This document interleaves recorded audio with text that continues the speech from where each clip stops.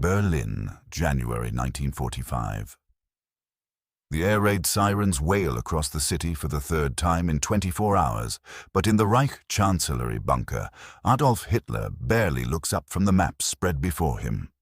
Above ground, searchlights sweep empty skies, their beams finding nothing to illuminate except smoke from the previous night's raid. The flak guns fire sporadically, their crews knowing the gesture is futile.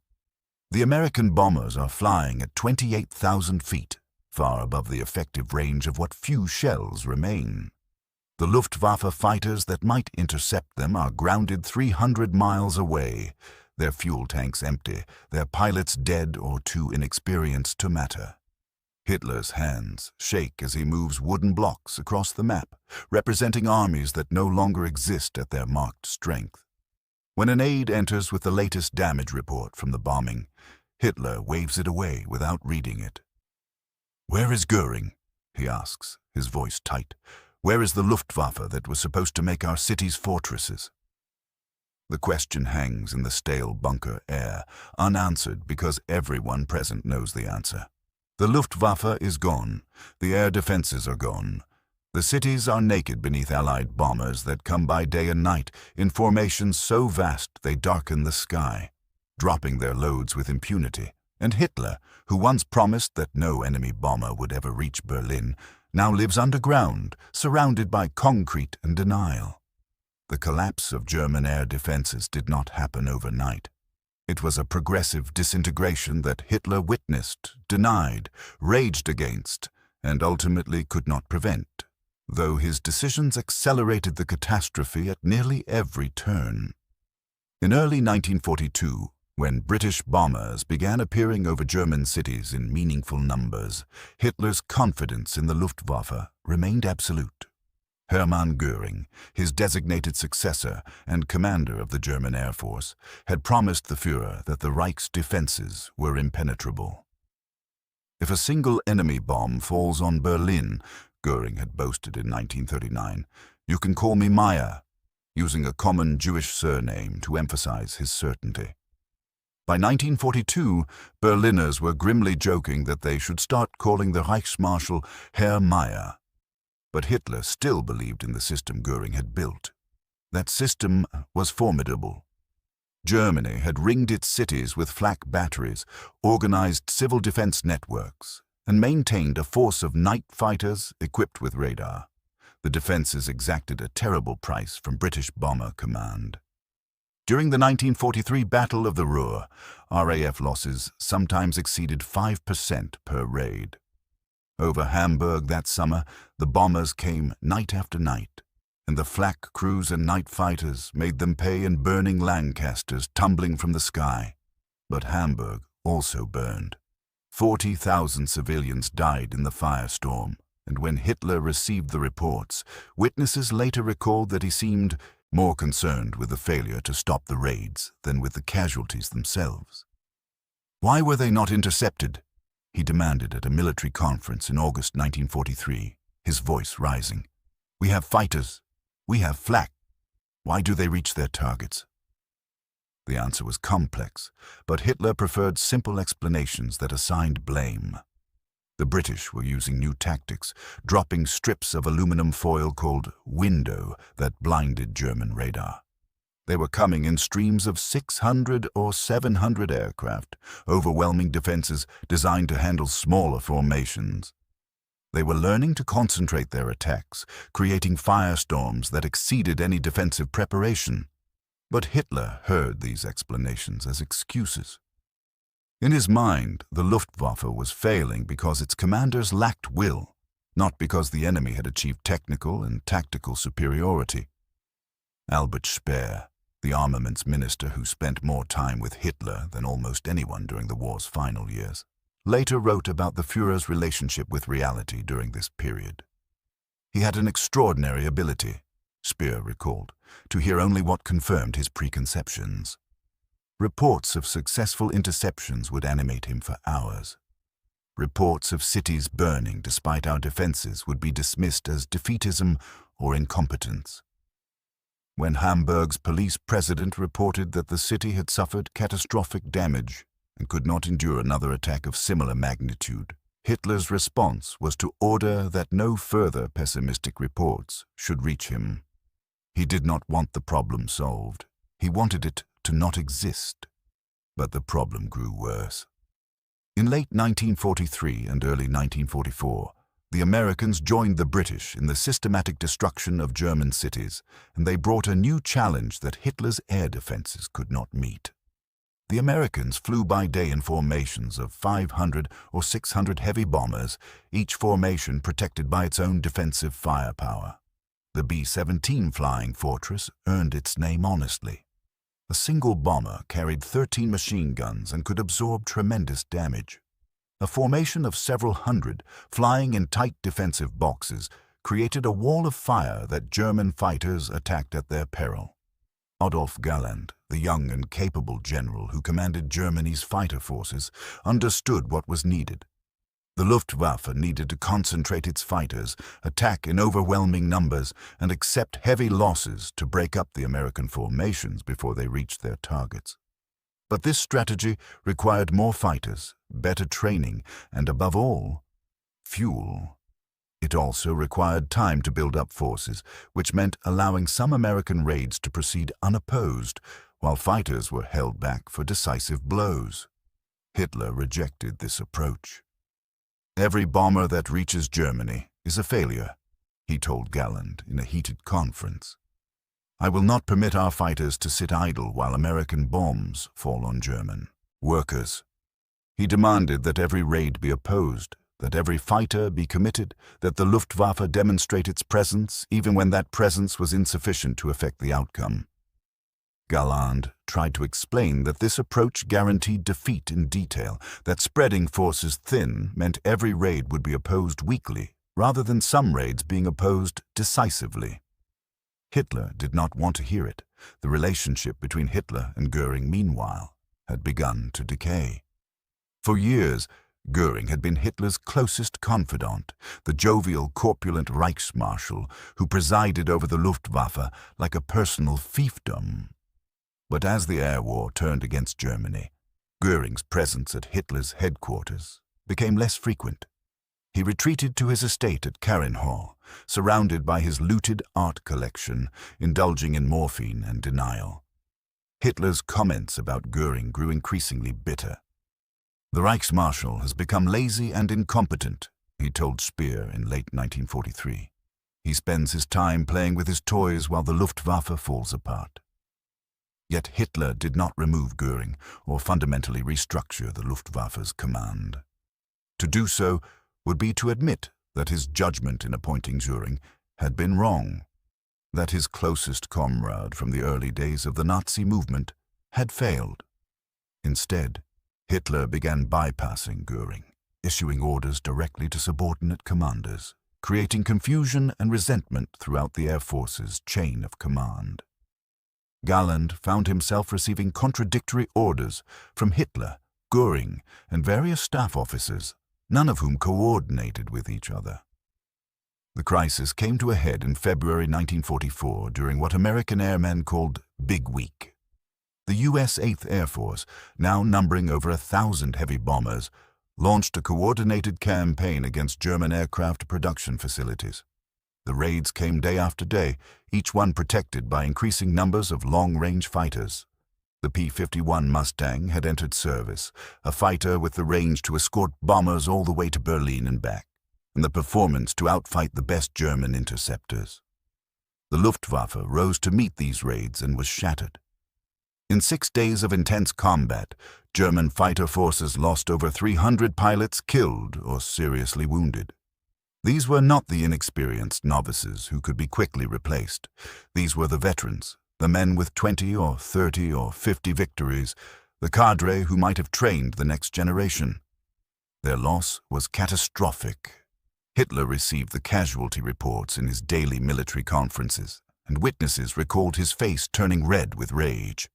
"This is sabotage," he shouted, slamming his fist on the table.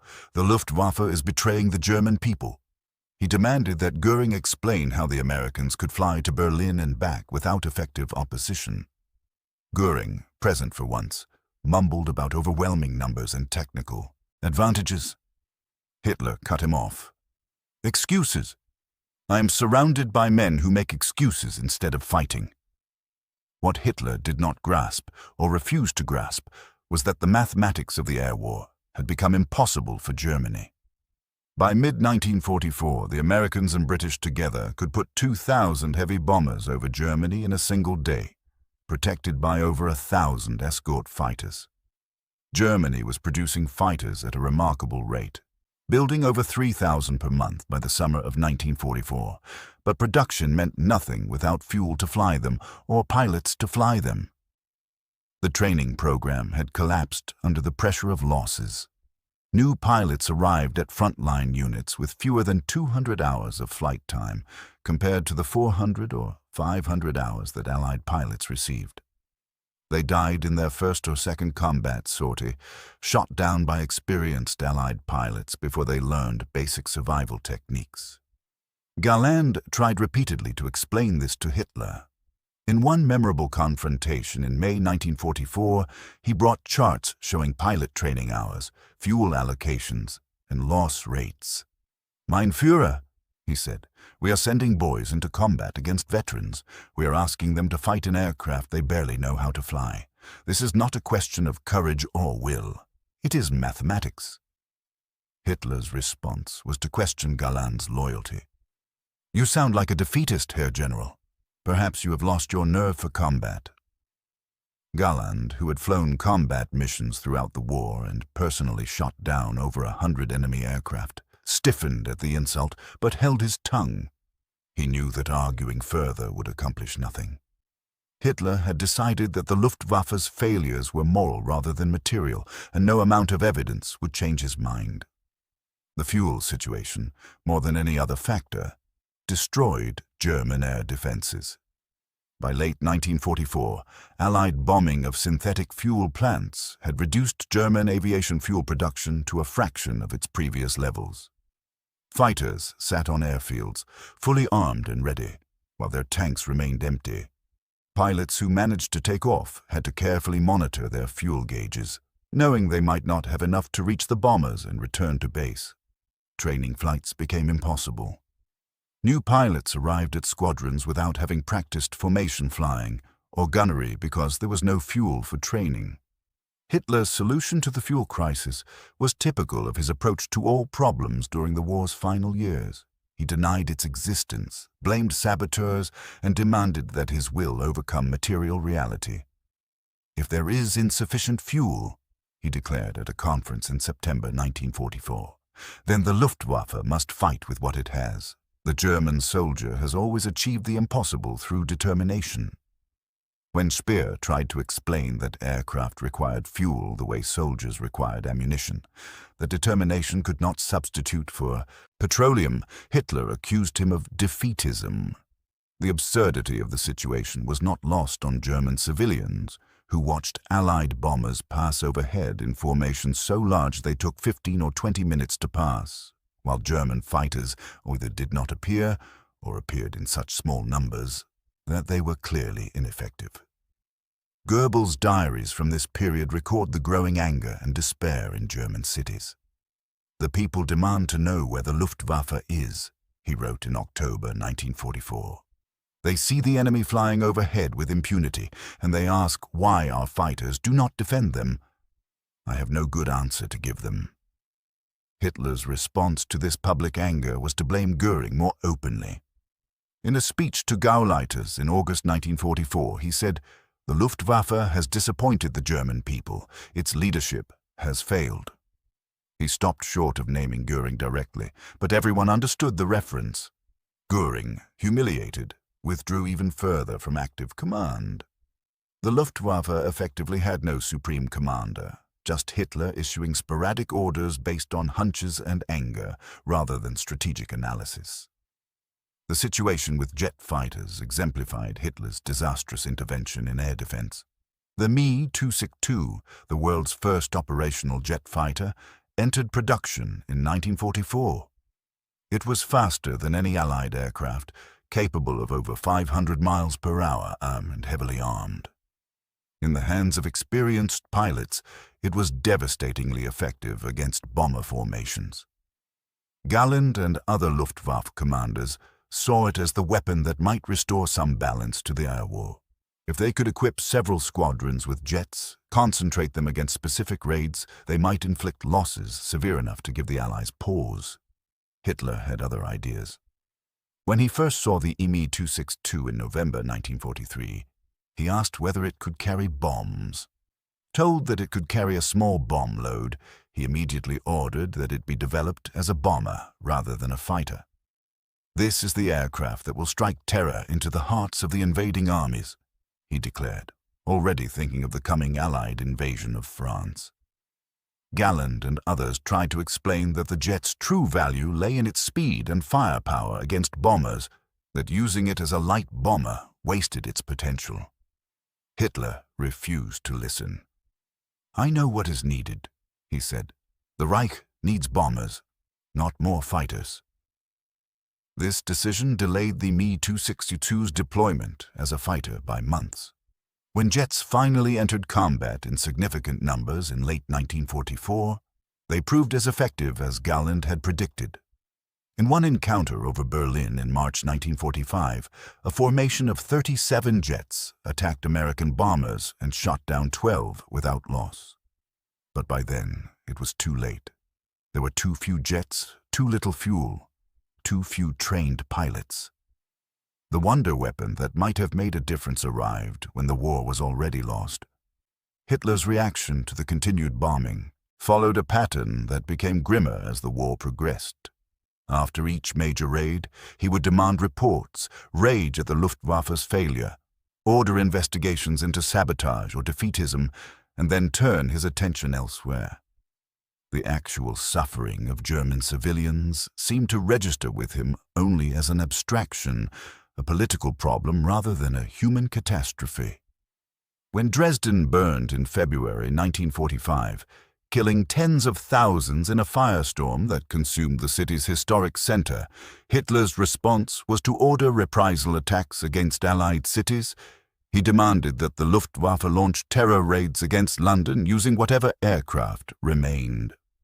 Galland had to explain that the Luftwaffe no longer had the capability to reach London in meaningful numbers, that the few bombers remaining were needed to support the army on the Eastern Front.